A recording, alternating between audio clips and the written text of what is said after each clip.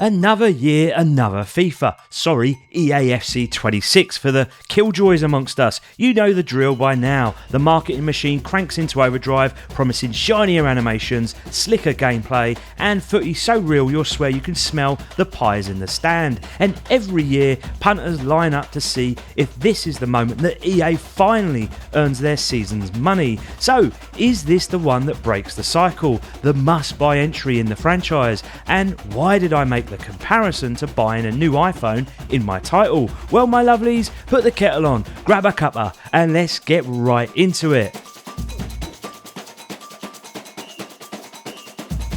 This week saw Apple flog yet another iPhone, and it got me thinking about how EA runs their little footy racket. Every year Tim Cook struts on stage promising bigger, better and brighter, and yeah, you might get a shinier screen or a battery that dies 10 minutes later than the last one, but unless you're a proper Apple diehard, you don't really need the upgrade. EAFC is exactly the same story. They dress it up with hype, but if you've owned one of the last 3 or 4 versions, you can honestly skip 26 without losing sleep, because fundamentally it's the same old shit.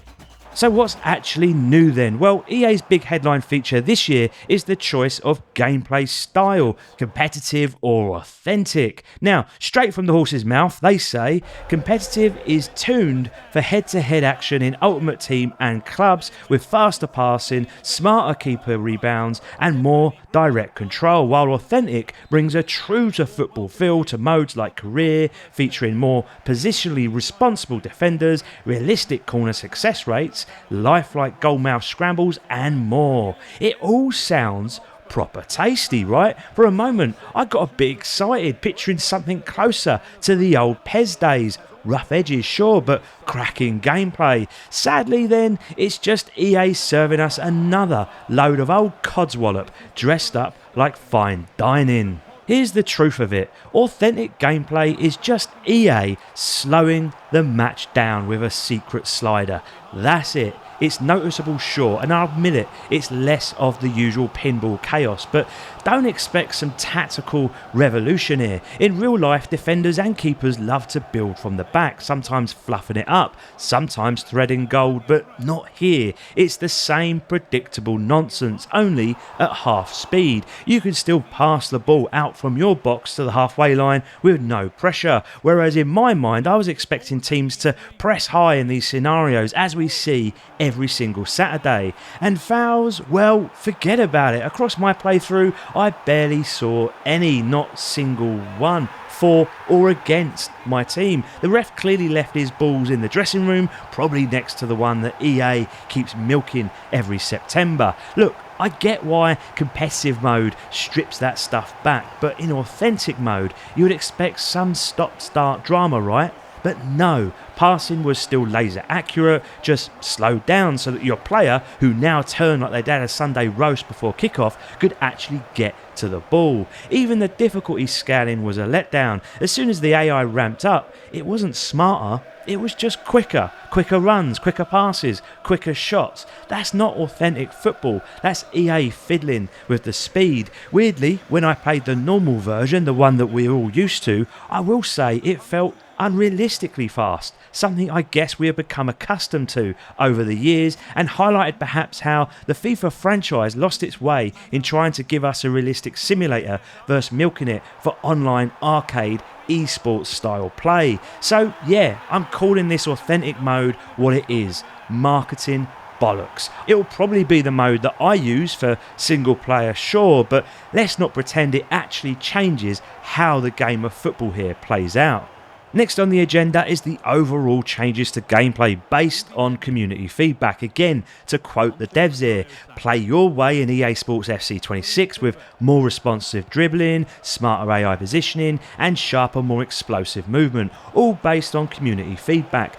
Goalkeepers now react more naturally with improved positioning, animations are more lifelike, and new play styles and player roles give you more ways to shape how your team plays. So, is that also a load of old bollocks? Well, it's hard to say because it feels like much of it can just be the placebo effect, but here is my take in general. Now, goalkeepers do feel a touch trickier to beat this year. In competitive mode against the scum, Raya suddenly turned into Superman, practically unbreakable, but weirdly, I didn't hate it. It never felt cheap, because my keeper was pulling off the same acrobatics. It added a bit of spice to those one-on-ones, and while the difference is subtle, I'll give EA credit here. That bit actually does feel improved. I will say though that I really struggled on corners. The keepers seem to command the box in ways that I've not seen before, and as yet I haven't even come close to scoring from the multiple corners that I've received. Everything else though, Christ, unless you've got some nerdy degree in EAFC patch notes, you'd struggle to notice any change. Defensive tactics, same old. Charge in with a standing tackle and 9 times out of 10 you'll nick the ball. One-touch football is still laughably unrealistic, with players controlling bullets out of the sky like they've got glue on their boots. It plays like an arcade kickabout because, well, that is what it is. What this needs then is more mistakes, scuffed passes, dodgy first touches, tackles that are mistimed by a mile. Instead, the AI is laser perfect, predictable, and matches play out almost identical to last year. And more so, no matter what team you play, they play identical. I want to see different teams, different tactics, doing different things based on who that manager is. And apart from the keepers, I'd really struggle to tell you what the differences are. Now, I could already hear the FIFA fanboys loading up their keyboards. Did you even play it, bruv? Same comments that I got last year, by the way. And look, if you're the type who buys this franchise every single season, fair play to you. You're the target audience and nothing I say will sway you. But for the rest of us who just dip in and out, if you already own EAFC 25, there's nothing here worth shelling out for once again.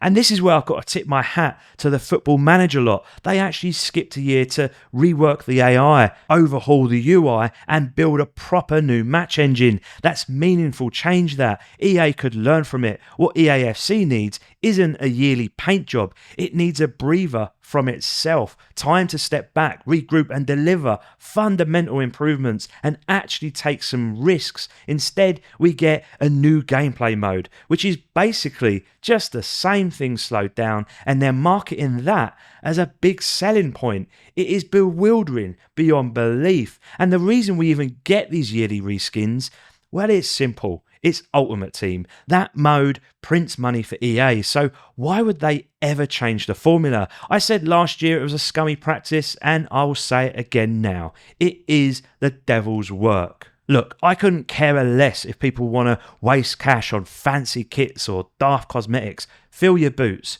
But when better players are shoved behind a gambling-style paywall, nah.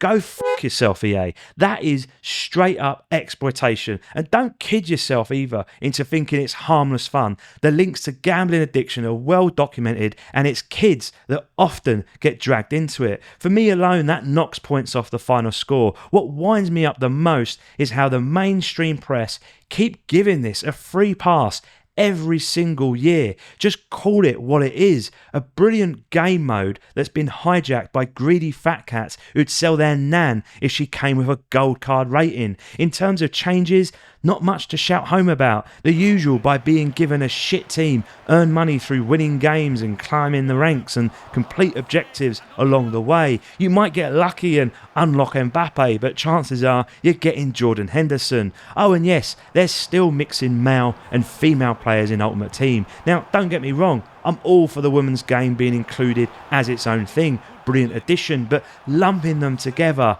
come off it, lads. In this example, I'm being forced to choose one of the higher ranked females over the legendary Benzema. It's utter nonsense. These players are not comparable, and pretending otherwise just makes a mockery of EA's realistic football badge that they tout about. That's not some anti this or that stance, by the way. It's just plain common sense. And if you like a bit of common sense and you're enjoying the review, do me a favour, hit sub and check out the channel membership if you fancy supporting me directly. Helps keep the lights on and, most importantly, the tea flowing. Now we come on to the manager career, still the bastard child of this franchise, kicked to the curb and left to rot. Manager cutscenes have less charisma than a 90s porn plot, only without the payoff. It's the same daft negotiations with managers mouthing one-liners, some funny money valuations. There is a special mode buried in here somewhere, but right now it's some sort of Primark window dressing. It just feels like a cheap mode.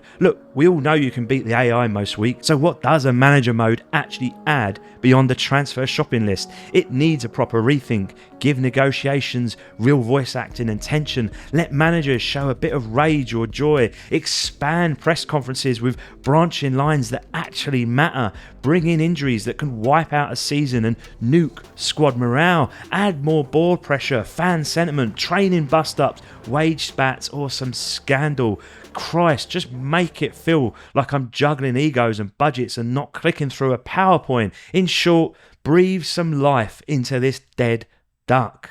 Look, as for sound and graphics, I'll lump them together because, well, it's the same old story, innit? I mean, yeah, EAFC 26 is the best looking football game on the market, but it's also the only football game on the market. Players look sharp, animations are smooth, and the crowd does its job both visually and with the noise. I would love more variety in the chants, they sound good, but after years of this, of the same chants, it's all getting a bit stale. You will spot the odd bug too, like here's Solanke glitching about like he's just unlocked teleportation, or menus occasionally ignoring your button presses, but that might be a server-side issue, but those bits will no doubt be patched out. The best word that I can use though for the graphics and sound this year is deja vu.